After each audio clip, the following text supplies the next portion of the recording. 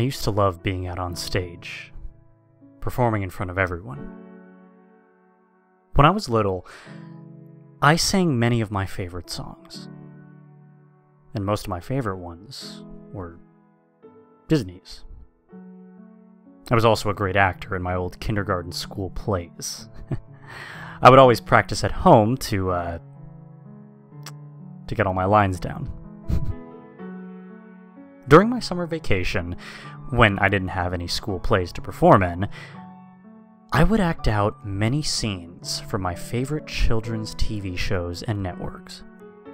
I mostly acted out scenes from my favorite Disney shows and networks. I was about 4 or 5 years old, and it was just so fun, acting and singing all of my favorite Disney shows. I was so excited, always full of energy. My parents wanted me to use my energy in sports, but I really didn't want to be in anything Little League. In fact, all I ever really wanted to do was, surprise, surprise, use my energy in acting and singing. I pleaded my parents to let me perform my acting and singing on stage. After pleading and getting on my hands and knees, literally begging, I finally got my parents to listen to me and give me what I always wanted. The next day, on Friday, I was at home, on my TV, watching my favorite Disney show, Disney Playhouse, and there was an announcement. A man was on TV and began to speak. During the show, he said, "Attention parents everywhere, Disney Playhouse is looking for new child actors to perform on the show and express themselves in a fun and healthy manner. Your children will be acting and singing and performing on our show, and they'll also be performing on other Disney shows. Your children will also be able to meet many Disney characters. Call this number now if you want your children on Disney Playhouse. 800-565-9258 or 800-565-WALT. Needless to say, my parents picked up the phone and immediately dialed the number. On the other line, the announcer told my parents that, well, I won. I was so happy, and I was finally going to be able to perform in front of people. The next day on Saturday, my parents and I took a long flight to Disney Hollywood Studios, and after we arrived, I was ecstatic. A limousine was waiting for us, and we all entered inside. Disney Hollywood Studios was so beautiful and colorful. After my parents and I arrived at the Disney Playhouse, we were greeted by other children there, and even some of the other parents greeted us too. After a few hours, the show had begun to air. My parents left. The other parents left too, and just me and the other children were left. We all took our places, and the show began. Everything was just so fun. I mean, the other children and I performed together. We played games, we talked to each other, we even learned together. And after the show was over, the other children and I took a break in the Disney Playhouse. We had a lot of fun laughing and playing together. And at one point, me and the other children did some sneaking around the Disney Playhouse, sneaking into different rooms and such. And just as we were all heading back to the Playhouse, my eyes caught something shimmering through the maintenance room door. I told the others to go ahead of me, that I'd be back. The other children all went back to the Playhouse, but I stayed behind to check out what was shimmering through the door. And as I approached it, curiosity got the best of me. I opened it. There was nothing there. But just as I was about to leave, I stupidly tripped over a mop stick, and it fell onto the wall. The wall cracked and fell apart, and a secret room was hidden behind the shattered wall. I thought to myself, well, how strange. This was never here before. I entered the room and walked down a narrow pathway. The pathway led to a door labeled Break Room. I opened the door and walked through. and on the other side was a large cafeteria with a kitchen area. There were also several chairs and tables set up neatly with plates, cups, and kitchen utensils all in order. I looked at the plates and cups on the table and saw that they were full. And as I approached the kitchen area, I began to smell something sweet cooking in the kitchen. But when I opened the kitchen door and I entered inside, there was no one there. And I thought to myself how this was even possible. Food doesn't cook itself, obviously, I thought. I explored some more in the kitchen and I found another door hidden in the back room. The door read, "Staff only." Yet, me being a curious and adventurous little tyke at the time, I decided to open the door and enter wherever it led me to. I opened the door, and on the other side of the door was a long stairway. I walked down the stairway and followed it all the way down until it led me to a very long hallway.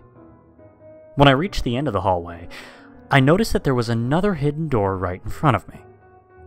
Jesus Christ, I mean, another one.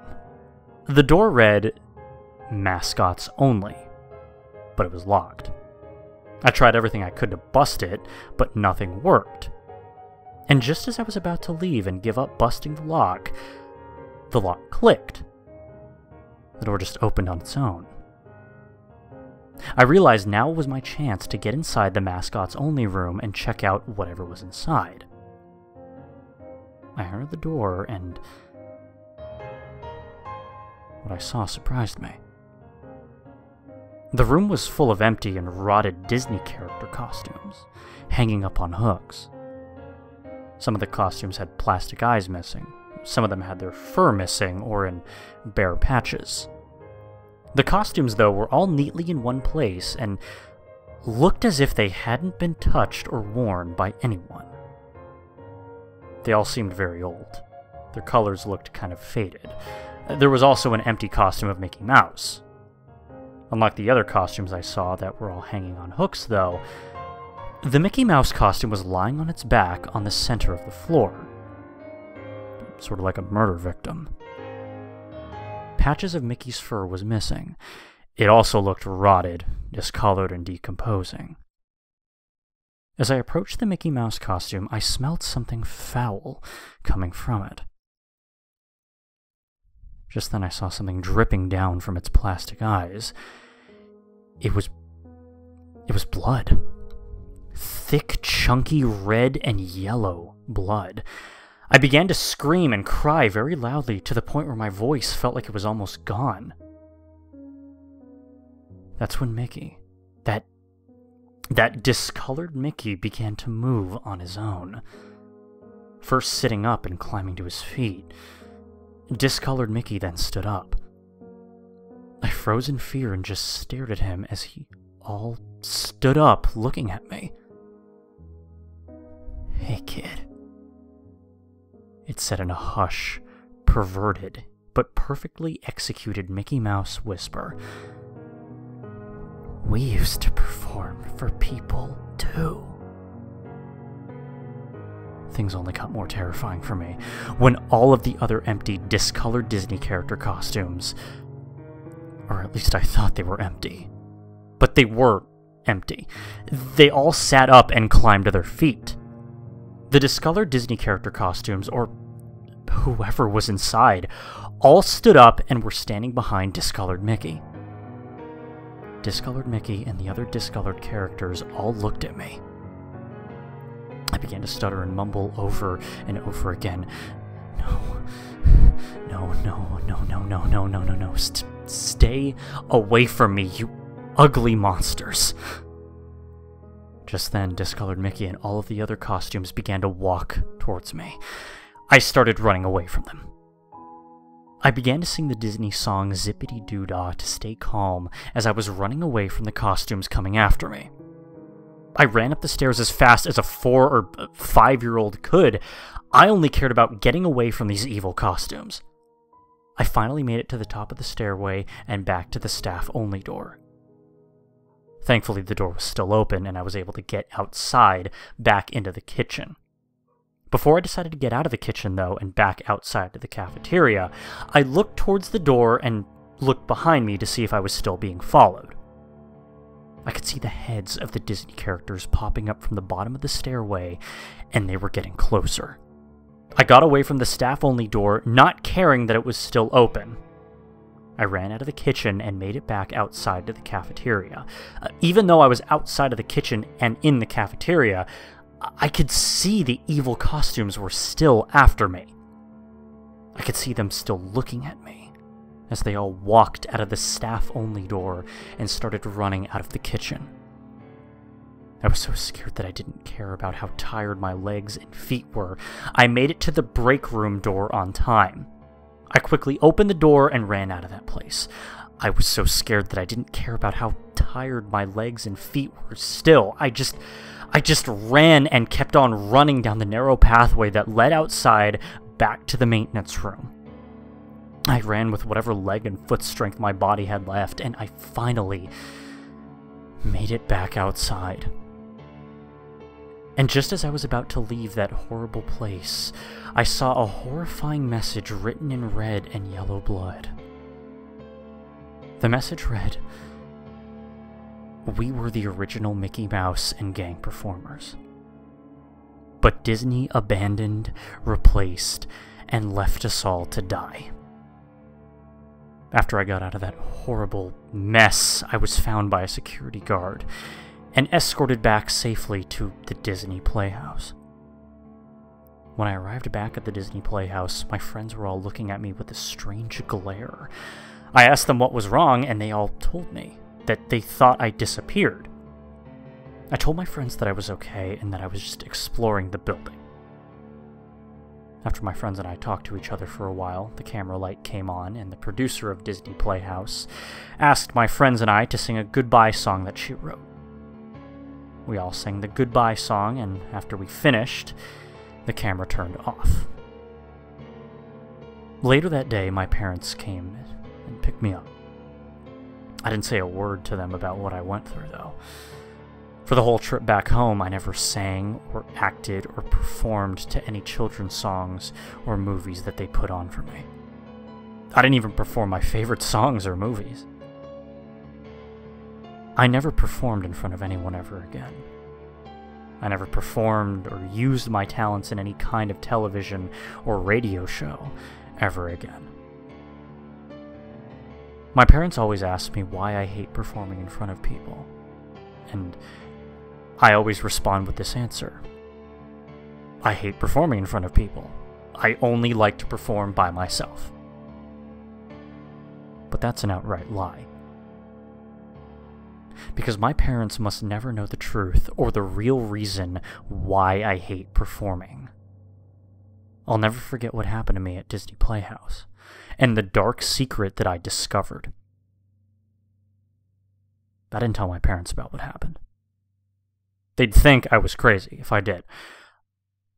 I know that what I saw wasn't my imagination. It wasn't a dream at all. It was all so real. I'll never forget it for as long as I live. The horrible screams and sounds that I heard will never leave my head. And all I can do is just try to guess what happened, to try to find the answers that I need, but I guess only Disney will know the truth of what happened. All I know is that after what I experienced, I'll never trust Disney again. I mean, hell no. Some of you may disagree with me about my story, but for those of you who do agree with me, then please take this story as a warning to stay as far away from Disney as possible. I don't trust them anymore, and I'd recommend that you do the same. Thanks for listening. Good night.